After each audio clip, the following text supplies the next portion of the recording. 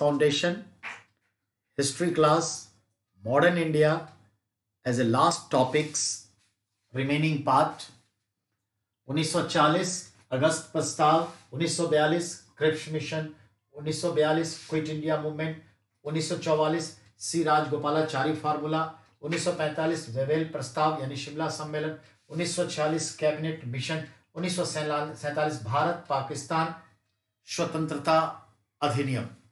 ये जो है फोकस्ड है और इसी पर आज क्लास होके फिनिशिंग पॉइंट पे हम लोग चल देंगे।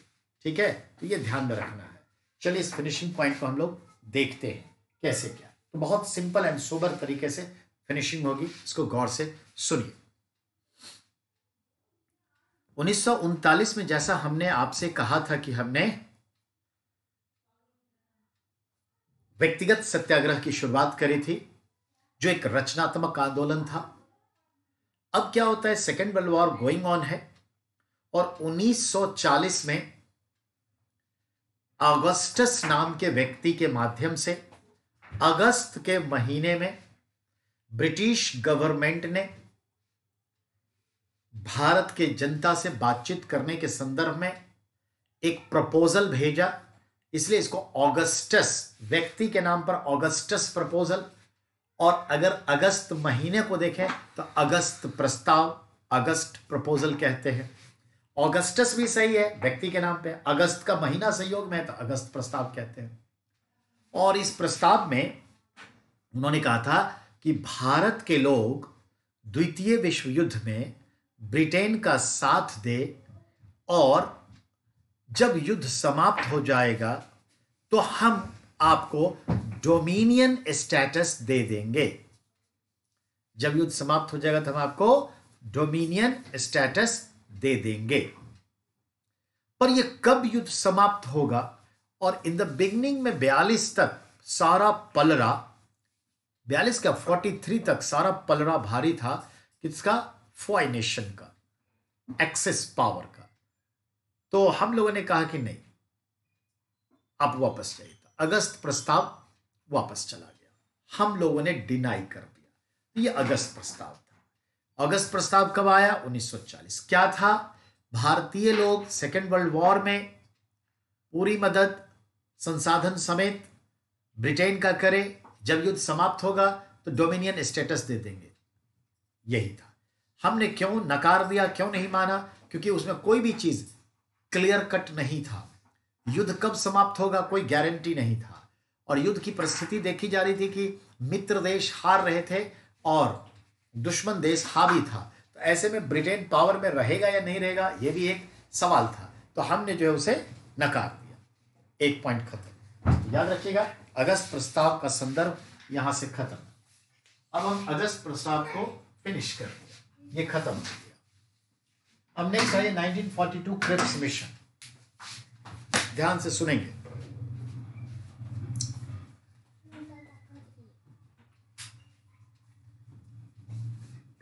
USA, United state of America ने ब्रिटेन को यह कहा कि आप कोशिश करिए और जितनी जल्दी हो भारत के लोगों को प्रस्ताव भेजिए। भारत का साथ होना इस युद्ध में जरूरी है, तभी एशिया में जापान से जंग जीता जा सकता है। तो अमेरिका के प्रेशर पर ब्रिटिश सरकार ने हम भारतीयों को एक और ऑफर दिया, एक और प्रस्ताव दिया, जिससे के लिए वहां के एक हाउस ऑफ कॉमन्स के मेंबर थे, मिनिस्टर भी थे, और उनको नाम था सर एस्टफर्ड क्रिप्स। वो प्रस्ताव लेकर भारत आए, जिसे हम लोग क्रिप्स मिशन कहते हैं, क्रिप्स प्रस्ताव कहते हैं। क्रिप्स मिशन वहां फरवरी में सेटअप हुआ और मार्च में इंडिया आए। मार्च में आकर के हम लोगों को एक प्रपोजल दिए।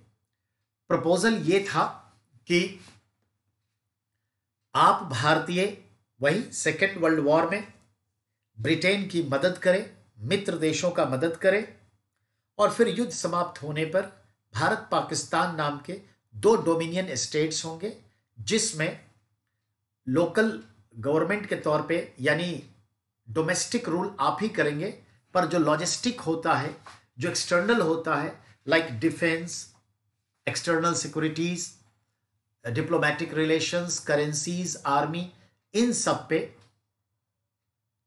ये ब्रिटेन शासन करती रहेगी। तो थोड़ा डिटेल इसमें दिया गया, पर युद्ध समाप्त होने पर बात कही गई। क्रिप्स मिशन के बात को लेकर गांधी जी के पास भी मिस्टर क्रिप्स गए। हालांकि क्रिप्स साथ में पढ़े भी थे गांधी जी के। तो क्रिप्स को गांधी जी ने कहा कि देखो, जो सबसे पहला एरोप्लेन है ब्रिटेन के लिए, उसे पकड़ो और चले जाओ। तुम्हारी बात कोई नहीं सुनेगा, हम भी नहीं सुनेंगे। बात समझाए? जिस पर कहते हैं कि विंस्टन चर्चिल जो प्राइम मिनिस्टर था ब्रिटेन का, उसने क्लियर कट कहा कि आप जो है नहीं मानेंगे तो ये हालात पैदा हो जाएंगे भारत में कि आप गाड़ियों में भर भर कर पैसा ले जाएंगे और माचिस की डिब्बी में सामान लेकर आएंगे। गांधी जी ने कहा, हमें कबूल है, बट आप भारत छोड़ दो, हम जो भी होगा देख लेंगे। तो क्रिप्स मिशन को कांग्रेस पार्टी ने खास करके डिनाई कर दिया। क्रिप्स मिशन भी वापस चला गया।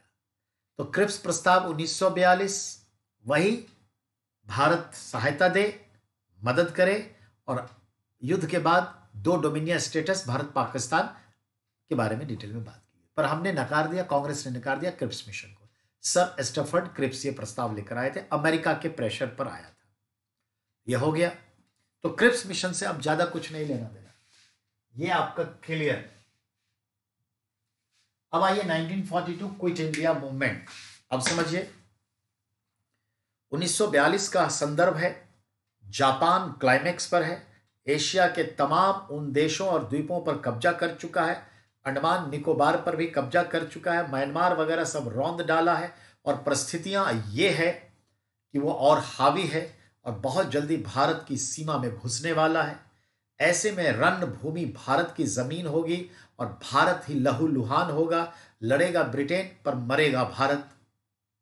दोनों साम्राज्यवादी। तो हमें ये नहीं चाहिए, हम क्यों लड़े? और अगर हम भारत का साथ देंगे, मतलब ब्रिटेन का साथ देंगे, तो जापानी हमें भी मारेंगे। और जापान के साथ रहते हुए सुभाष चंद्र की बोस की सेना INA क्लाइमेक्स पे है, उसके साथ है। तो कहने का मतलब, अगर जापान जीत गया, ब्रिटेन हार गया, तो जापान भारत को जीतने के बाद किसको सौंपेगा? नेताजी को। तो अगला PM नेताजी बनेंगे, तय है। और आप भी जानते हैं अंतरिम सरकार अगले साल स्थापित होगी। तो ये सब हालात हैं। कांग्रेस परेशान, गांधी जी परेशान। तो गांधी जी ने यह सोचा कि ये तो अगर भारत में ब्रिटेन रहेगा तब ना जापान हमला करेगा। तो अगर भारत से हम ब्रिटेन को ही भगा दे तो भला जापान भारत क्यों आएगा? इस ख्याल से गांधी जी ने कहा, एक आंदोलन छेड़ते हैं, क्विट इंडिया मूवमेंट, अंग्रेज भारत छोड़ो, तो जापानी आएंगे ही नहीं। ये चीजें हैं, याद रखिएगा। एक बड़ा दांव खेला। एक विशेष कांग्रेस का अधिवेशन बंबई में हुआ। इस विशेष अधिवेशन में 8 अगस्त के मध्य रात में सभी लोग बैठे। बहुत सारे मसले तय हुए कि 9 तारीख से हम आंदोलन शुरू करेंगे, क्विट इंडिया मूवमेंट। लेकिन जरा सोचिए, इसकी शुरुआत के संदर्भ में हमें यह देखना पड़ेगा, ये जो शुरुआत की बात हुई वो कैसे हुई। तो जरा गौर से सुनिए। जब हमने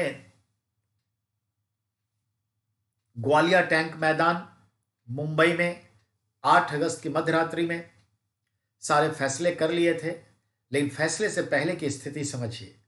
गांधी जी ने कहा कि अब हमें आंदोलन करना पड़ेगा, डू और डाई वाला आंदोलन। तो जवाहरलाल नेहरू ने कहा कि अभी कैसे, सेकेंड वर्ल्ड वॉर का टाइम चल रहा है, हमें अंग्रेजों को या तो सपोर्ट करे या कांस्टेंट रहे, अभी यह उचित नहीं होगा। गांधी जी ने कहा कि अब उचित अनुचित का समय नहीं है, अब आंदोलन छेड़ने का है। फिर भी कांग्रेस पार्टी तैयार नहीं हो रही थी, अंबेडकर तैयार नहीं और साथ भी नहीं दिए। RSS राष्ट्रीय स्वयंसेवक संघ साथ नहीं दिया, कम्युनिस्ट पार्टी साथ नहीं दिया, हिंदू महासभा साथ नहीं दिया। तो अंबेडकर हो, कम्युनिस्ट हो, RSS हो, ये कोई नहीं साथ दिया, जो हकीकत है। कांग्रेस पार्टी भी नहीं चाह रही थी कि गांधी जी ये काम करें। तब गांधी जी को गुस्सा आ गया। वहीं रेत से, याद रखिएगा, वहीं रेत से थोड़ा रेत हाथ में लिए और उन्होंने जोश थाम के कहा, अगर कांग्रेस या कोई भी हमें साथ नहीं देगी, खासकर कांग्रेस पार्टी इसमें हमारा साथ नहीं देगी, तो मैं कांग्रेस से भी बड़ा आंदोलन खड़ा कर दूंगा। अब कांग्रेस सहम गई कि बाबा है, कुछ भी कर सकते हैं, गांधी है भाई, तो कांग्रेस से भी बड़ा आंदोलन खड़ा कर दूंगा। तो मतलब समझ में आई बात? नेताजी है ना उनके लिए, सवाल ये है। तो सब नेताजी से डर गए और इनका इशारा उधर ही होगा, नो डाउट। और भी वजह हो सकती है। तब जाके कांग्रेस में जवाहरलाल नेहरू ने प्रस्ताव को आगे बढ़ाया और वल्लभ भाई पटेल ने उसको ओके कर दिया और सी राजगोपालाचारी भी, और इस तरह से क्विट इंडिया मूवमेंट की शुरुआत की बात हो गई फाइनल। अब क्विट इंडिया मूवमेंट के लिए कहा गया था एक स्लोगन, डू और डाई, करो या मरो। यह भी अहिंसा पर आधारित आंदोलन था, लेकिन इसमें कहा गया क्या कि जो सरकारी संपत्ति है, शक्ति का प्रतीक है, साम्राज्य का प्रतीक है, उसे ध्वस्त करो, तोड़ दो, समाप्त कर दो। रेल की पटरियां उखाड़ दो, ट्रेन का आना जाना बंद, सेनाओं का इधर से आना जाना, माल रसद पानी बंद, यानी हाथ पांव फूल जाएंगे। टेलीग्राम की लाइनें तोड़ दो, उखाड़ दो खंभे, सड़कें काट दो, आना जाना खत्म, कोर्ट कचहरी कब्जे में ले लो, घेर लो, कलेक्टर को काम करने मत दो। यानी हर स्थिति में ब्रिटिश इंडिया गवर्नमेंट को पैरालाइज कर दो, विकलांग बना दो, हैंडीकैप्ड कर दो, कोई काम कर ना पाए, ये चीजें थी। तो क्विट इंडिया मूवमेंट के संदर्भ में था कि 9 अगस्त से शुरुआत होगी, पर रातों रात जब ये लोग मीटिंग कर ही रहे थे कि कल शुरुआत होगी, रातों रात किसी ने खबर कर दिया और बंबई के इस ग्वालियर टैंक मैदान से 8 अगस्त के मिडनाइट में ही 1942 में सभी बड़े लीडर जो मौजूद थे सबको पकड़ के अलग अलग जेलों में डाल दिया। किसी को अहमदनगर, किसी को वर्धा, किसी को कहीं, किसी को नैनी, अलग अलग, सारे नेताओं को अलग अलग कर दिया। तो याद रखिएगा, लेकिन नेता लोग कह गए थे कि अगर कुछ होगा तो हर व्यक्ति खुद ही नेता है, खुद ही कार्य करता है, अपना अपना सब काम करेगा। तो याद रखिएगा, क्विट इंडिया मूवमेंट को कहते हैं लीडर लेस मूवमेंट, नेता विहीन आंदोलन, लीडरशिप लेस मूवमेंट, नेतृत्व विहीन आंदोलन, फ्यूरियस मूवमेंट, त्वरित आंदोलन, तुरंत स्टार्ट हुआ, मिडनाइट में अरेस्ट और उसी को शुरुआत मान लिया गया, 9 भी नहीं। तो 8 अगस्त 1942 को क्विट इंडिया मूवमेंट की शुरुआत बंबई के ग्वालियर टैंक मैदान में हमारे नेताओं के अरेस्ट करने से शुरुआत हुई। डू और डाई, और इसी का एक नाम है सेल्फ इग्नाइट मूवमेंट, त्वरित स्फूर्त आंदोलन, त्वरित स्फूर्त आंदोलन, ये सब आंदोलन की शुरुआत हुई। Point clear?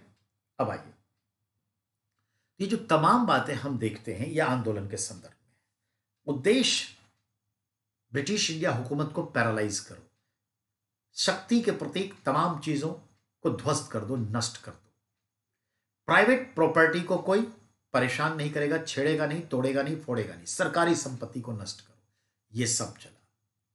अब याद रखिए, इसी क्विट इंडिया मूवमेंट के दौरान जवाहरलाल नेहरू आज के महाराष्ट्र के अहमदनगर सेंट्रल जेल में बंद थे और उन्होंने डिस्कवरी ऑफ इंडिया किताब लिखी। इसी के संदर्भ में डिस्कवरी ऑफ इंडिया किताब उन्होंने लिखी, भारत एक खोज। ये समझ गए।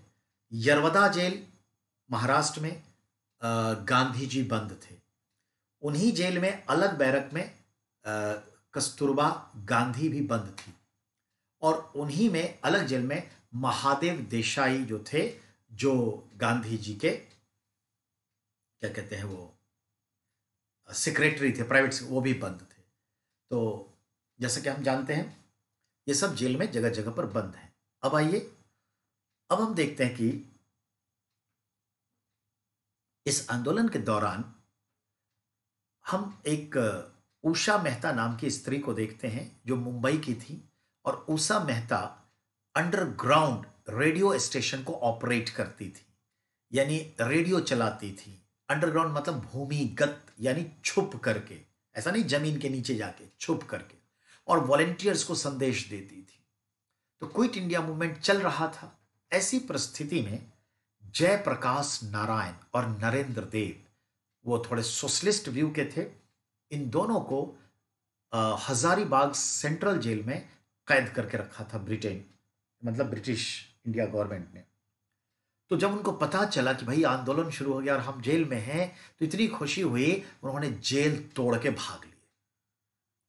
जेल तोड़े निकले 42 में और सीधा नेपाल गया, और नेपाल में अस्थायी रूप से अपना वॉलंटियर्स तैयार किया और फिर दंगे वगैरह सब करना शुरू कर दिया ब्रिटिश हुकूमत के खिलाफ। उसको कहते हैं आजाद दस्ता का गठन किया नेपाल में। ये हमारे जयप्रकाश नारायण थे, जिनको जेपी जेपी कहते, लोक नायक कहते हैं। ये हुआ।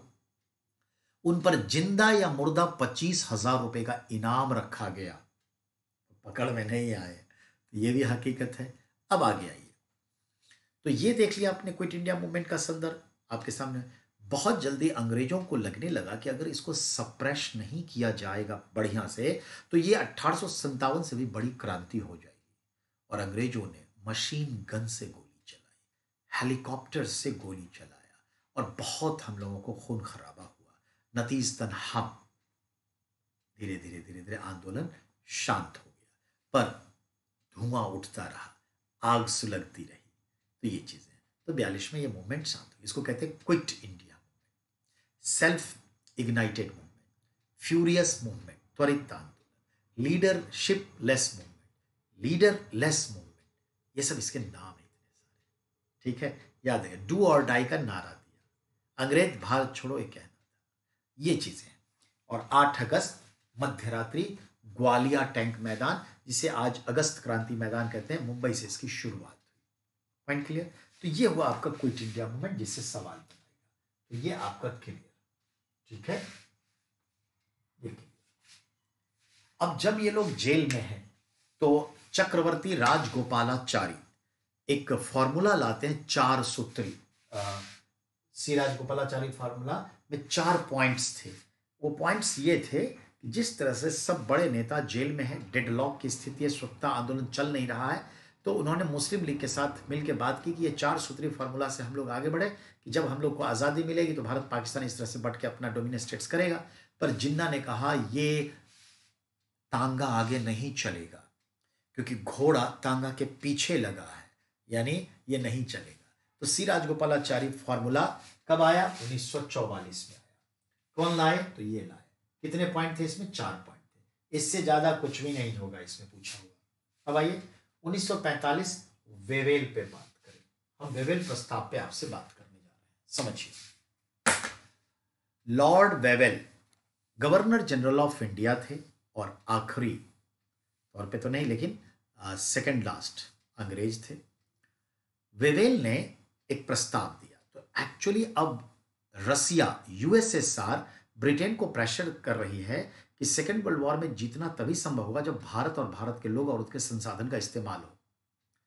इस ख्याल से हम देखते हैं कि वेवेल ने एक प्रस्ताव लाया जो रसिया के प्रेशर पर था, और जून का महीना था। 25 जून को इस प्रस्ताव पर बातचीत करने के लिए उस वक्त की ब्रिटिश इंडिया की राजधानी, जो गर्मी में शिमला होती थी, शिमला में 25 जून को एक कॉन्फ्रेंस रखा गया, known as Shimla conference, Shimla सम्मेलन। वेवेल के प्रस्ताव पर बातचीत करने के लिए, जो प्रस्ताव रसिया के प्रेशर पर था। इसमें सभी पॉलिटिकल पार्टीज के प्रतिनिधि गए, लेकिन इस प्रस्ताव में जिस तरह से भारत और पाकिस्तान मिल रहा था, पाकिस्तान चाहने वालों को यह लग गया कि ये कई टुकड़ों में मिलेगा, ये नहीं चाहिए। तो वेवेल प्रस्ताव को मुस्लिम लीग ने ही डिनाई कर दिया, नकार दिया। तो वेवेल प्रस्ताव कब? 25 जून 1945 वेवेल प्रस्ताव पर बातचीत के लिए शिमला कॉन्फ्रेंस हुआ, जिसे मुस्लिम लीग ने नकार दिया। इससे ज्यादा कुछ नहीं। अब आइए हम बात करें 6 पे, 1946 वाले पे, कैबिनेट मिशन। ध्यान देंगे। अब हम कैबिनेट मिशन से पहले देखें 1944 में कस्तूरबा गांधी, ध्यान दीजिएगा, 1944 में कस्तूरबा गांधी का देहांत हो गया। और कुछ दिन के बाद महादेव देसाई का भी देहांत हो गया, तो गांधी जी को जो है रिहा कर दिया गया 44 में। और वैसे भी गांधी जी के ये पर्सनल सेक्रेटरी महादेव देसाई 1927 से लेकर 1944 तक साथ रहे। उसके बाद प्यारे लाल जो है वो गांधी जी के प्राइवेट सेक्रेटरी हो जाते हैं। ये सब क्वेश्चन आता है यूपीएससी में। अब बात करें हम अगले पॉइंट पर, तो अगला पॉइंट बनता है कि 1946 में 20 फरवरी को Lord Clement Attlee of England prime minister बना और लेबर पार्टी का था। और वो हाउस ऑफ कॉमन्स में आके कहता है कि जैसा मैंने इलेक्शन के समय में वायदे किए थे कि जब मेरी पार्टी की सरकार बनेगी तो मैं भारत को आज़ाद कर दूंगा, तो आज मैं ये घोषणा करता हूं कि भारत को 1948 तक आज़ादी दे दी जाएगी। अब खुशियों का प्रसंग बदल गया। तो आज़ादी देंगे तो पहले तो एक कमेटी बैठाइए जो देश का संविधान तैयार करेगा। तो कैबिनेट मिशन सेटअप हुई फरवरी 1946 को, और मार्च 1946 में कैबिनेट मिशन इंडिया आ गई। और इंडिया आई तो कैबिनेट मिशन में 3 लोग थे। 3 में थे एक आपके पेंथिक लॉरेंस जो इंडिया सेक्रेटरी के पोस्ट पर थे, पेंथिक लॉरेंस, और वही चेयरमैन थे कैबिनेट मिशन के। सर स्टफर्ड क्रिप्स जो क्रिप्स मिशन में आए थे, और तीसरे थे एवी अलेक्जेंडर। तीनों हाउस ऑफ कॉमन्स के एमपी थे, मेंबर थे वहां के। तीनों को मिनिस्टर का दर्जा दिया गया था। कैबिनेट मिशन, कैबिनेट मतलब मिनिस्टर हो गया। और ये तीनों भारत आए। इनका मकसद 2 था। कैबिनेट मिशन के 2 मकसद थे। एक तो भारत का जो संविधान लिखा जाएगा उसके संदर्भ में एक संविधान सभा का निर्माण करना, और इन संविधान सभा के निर्माण के लिए जो लोग चुने जाएंगे, इलेक्ट होंगे जनता के द्वारा, उसका पूरा सिस्टम तैयार करना, उसके लिए इलेक्शन करना। और दूसरा था इन चुने हुए प्रतिनिधियों में से कुछ अनुपातिक हर पार्टी विशेष के प्रतिनिधियों को लेकर के। हाँ बेटा, हाँ, हेलो। ना ना, हम तो अभी क्लास ले रहे हैं आज।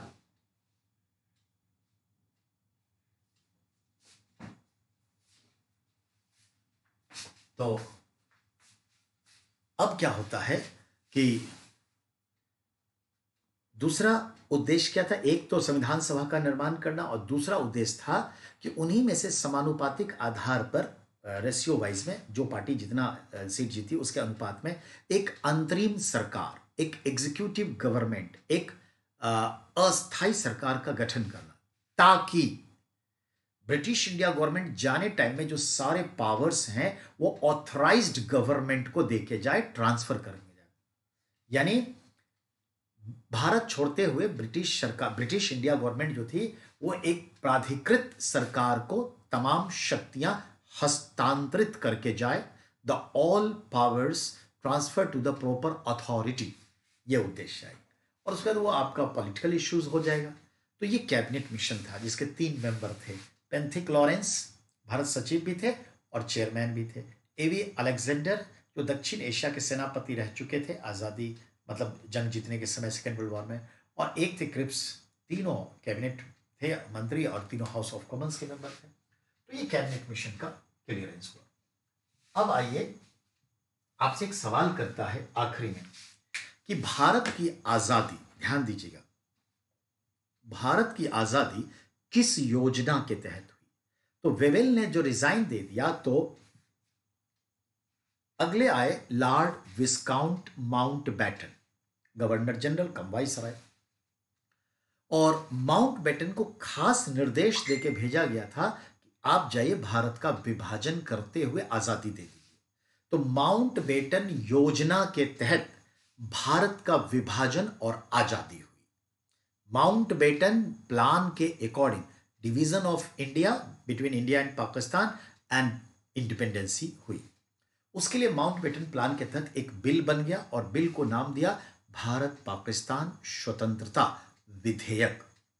इस विधेयक को खुद माउंटबेटन लेके गया था ब्रिटिश पार्लियामेंट। ब्रिटिश पार्लियामेंट में यह विधेयक इंट्रोड्यूस हुआ 4 जुलाई 1947 को, और 18 जुलाई 1947 को ब्रिटिश पार्लियामेंट की दोनों हाउस ने इसको पारित कर दिया, यानी 14 दिन के भीतर भारत पाकिस्तान स्वतंत्रता विधेयक पारित हो गया।